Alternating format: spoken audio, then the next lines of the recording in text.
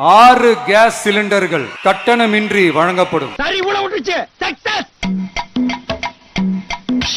சமையல் எரிவாயு தட்டுப்பாடு தமிழ்நாடு முழுவதும் பெரும் பிரச்சனையாக உருவெடுத்திருக்கிறது.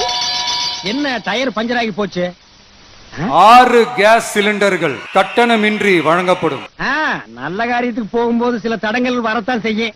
இதையெல்லாம் பார்த்தா நடக்குமா? சென்னையில் வீட்டு பயன்பாட்டு சிலிண்டர் புக் செய்வதில் சிக்கல் ஏற்பட்டுள்ளதாக தகவல் வெளியாகியுள்ளது.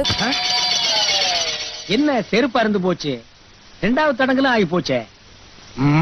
6 கேஸ் சிலிண்டர்கள் கட்டணமின்றி வழங்கப்படும்.